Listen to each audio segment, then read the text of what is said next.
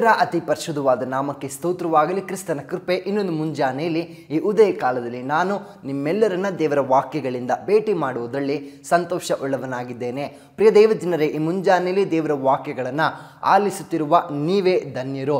ಹೇಗೆ ಬ್ರದರ್ ನೀವು ಕೇಳಬಹುದು, ನಾವು ದೇವರ ಸಾನ್ನಿಧ್ಯದಲ್ಲಿ ಬಂದು ಆತನಿಗೆ ಪ್ರಾರ್ಥಿಸುವುದಕ್ಕೂ ಆತನಿಗೆ ಮೊರೆ ಇಡುವುದಕ್ಕೂ ಬರುವಾಗ ಆಗುವ ಮೊದಲನೇ ಕಾರ್ಯ ಏನು ಗೊತ್ತಾ? ಅರಣ್ಯಕಾಂಡ 6ನೇ ಅಧ್ಯಾಯದ 26ನೇ ವಚನದಲ್ಲಿ ಯೆಹೋವನು ನಿಮ್ಮ ಮೇಲೆ ಕೃಪಾ ಕಟಾಕ್ಷವಿಟ್ಟು ಶಾಂತಿಯನ್ನು ಅನುಗ್ರಹಿಸಲಿ ಎಂಬುದೇ.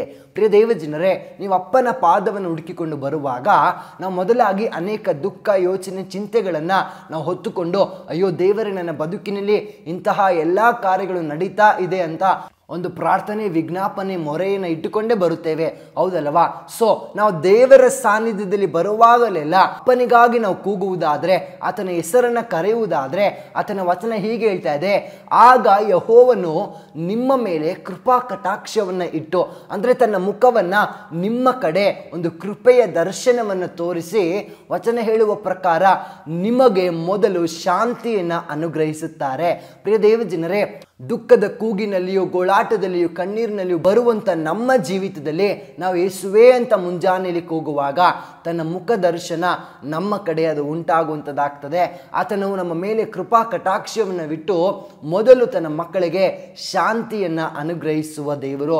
ಈ ಮುಂಜಾನೆ ಪ್ರಾರ್ಥನೆಗಳಿದೆಯಲ್ಲ, ಇದು ನಮ್ಮ ಬದುಕಿನಲ್ಲಿ ಎಂತಹ ಆಶೀರ್ವಾದ ಅಂದರೆ, ರಾತ್ರಿಯೆಲ್ಲ ನಾವು ಎಷ್ಟೇ ಚಿಂತೆ, ಯೋಚನೆ, ಕಣ್ಣೀರಿನಲ್ಲಿ ಕಳೆದರೂ ಕೂಡ ಮುಂಜಾನೆ ಬಂದು ಅಪ್ಪನ ಸಾನ್ನಿಧ್ಯದಲ್ಲಿ, ಯೇಸು ಸ್ವಾಮಿಯ ಸನ್ನಿಧಿಯಲ್ಲಿ ಪ್ರಾರ್ಥಿಸುವುದಕ್ಕೆ ಕುಳಿತುಕೊಳ್ಳುವಾಗ, ವಾಕ್ಯ ಅಧ್ಯಯನಕ್ಕೆ ಕುಳಿತುಕೊಳ್ಳುವಾಗ ನಮಗೆ ಮೊದಲು ದೊರೆಯುವ ಕಾರ್ಯ ಏನೆಂದರೆ ಆತನ ಮುಖ ದರ್ಶನ ಮತ್ತು ಒಂದು ಶಾಂತಿಯ ಹೃದಯ.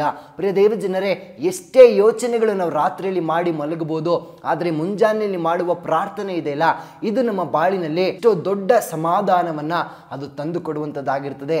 ಈ ಮುಂಜಾನೆಯಲ್ಲಿ ಒಂದು ವೇಳೆ ನಿಮ್ಮ ಜೀವಿತದಲ್ಲಿ ಹೌದು ಬ್ರದರ್, ಬಹಳ ಚಿಂತೆಯನ್ನು ಹೊತ್ತುಕೊಂಡು ಸಾಗುತ್ತಾ ಇದ್ದೇನೆ ಅನ್ನುವುದಾದರೆ, ಈ ಹೊತ್ತೇ ಯೇಸುವಿನ ಸಾನ್ನಿಧ್ಯಕ್ಕೆ ಬರುವಂಥವರಾಗ್ರೆ 2 ನಿಮಿಷ ಪ್ರಾರ್ಥಿಸಿ ನಿಮ್ಮ ಚಿಂತೆಯನ್ನು ಆತನಿಗೆ ಒಪ್ಪಿಸಿಕೊಡುವುದಾದರೆ, ಯೆಹೋವನು ನಿಮ್ಮ ಮೇಲೆ ಕೃಪಾ ಕಟಾಕ್ಷವನ್ನು ಬಿಟ್ಟು ನಿಮಗೆ ಶಾಂತಿಯನ್ನು ಅನುಗ್ರಹಿಸ್ತಾರೆ. ನಿಮ್ಮ ಹೃದಯಕ್ಕೆ ಮೊದಲು ಬೇಕಾಗಿರುವುದು ಸಮಾಧಾನ. ಪ್ರಿಯ ದೇವಜನರೇ, ನಮ್ಮ ಜೀವಿತದಲ್ಲಿ ಹಣ ಬರುತ್ತದೆ, ಅಂತಸ್ತು ಬರುತ್ತದೆ, ಆಸ್ತಿ ಬರುತ್ತದೆ, ಆದರೆ ಇದೆಲ್ಲ ಬಂದು ಹೋಗುವಂಥದ್ದು. ಆದರೆ ಯೇಸುವಿನಿಂದ ನಾವು ಪಡೆಯಬೇಕಾದ ಒಂದು ಕಾರ್ಯ ಏನು ಗೊತ್ತಾ? ಆ ನಿತ್ಯತೆಯ ಶಾಂತಿ, ಆ ಸಮಾಧಾನ. ಅದು ಒಂದು ಬಾರಿ ಆತನು ನಮ್ಮ ಜೀವಿತದಲ್ಲಿ ಕೊಡುವುದಾದರೆ ಅದು ಮತ್ತೆ ನಮ್ಮ ಜೀವಿತದಿಂದ ಹಿಂತೆಗೆಯುವುದಿಲ್ಲ. ಹಾಗಾಗಿ ಈ ಮುಂಜಾನೆಯಲ್ಲಿ ಕರ್ತನ ಸಾನ್ನಿಧ್ಯದಲ್ಲಿ ಬಂದು ಪ್ರಾರ್ಥಿಸುವುದಾದರೆ ಕರ್ತನು ನಿಮಗೊಂದು ಶಾಂತಿಯನ್ನು ಅನುಗ್ರಹಿಸೋದಕ್ಕೆ ಸಿದ್ಧರಾಗಿದ್ದಾರೆ. ಒಪ್ಪಿಸಿಕೊಟ್ಟು ಪ್ರಾರ್ಥಿಸ್ತೀರಾ?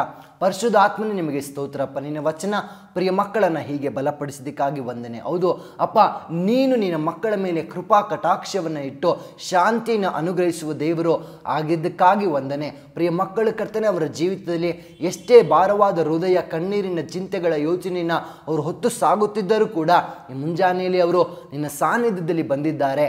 ನೀನು ತಾನೇ ಪ್ರಿಯ ಮಕ್ಕಳಿಗೆ ಕರ್ತನೆಪ್ಪ ಶಾಂತಿಯನ್ನು ಅನುಗ್ರಹಿಸು. ಆ ಕೃಪಾ ಕಟಾಕ್ಷ, ಆ ದಯೆಯ ಮುಖವನ್ನು ಅವರ ಕಡೆ ನೀನು ನೋಡಬೇಕಾಗಿ ಪ್ರಾರ್ಥಿಸ್ತೇವೆ. ಅವರೆಲ್ಲ ಚಿಂತೆಯನ್ನು ನೀಗಿಸು, ಸಮಾಧಾನವನ್ನು ಕೊಟ್ಟು ನಡೆಸಿರಿ. ಈ ದಿನ ಅವರಿಗೆ ಆಶೀರ್ವಾದಕರವಾಗಿರಲಿ. ಯೇಸು ಕ್ರಿಸ್ತನ ನಾಮದಲ್ಲಿ ತಂದೆಯೇ, ಆಮೇನ್ ಆಮೇನ್. ದೇವರು ತಾನೇ ನಿಮ್ಮನ್ನು ಆಶೀರ್ವದಿಸಲಿ. Thank you.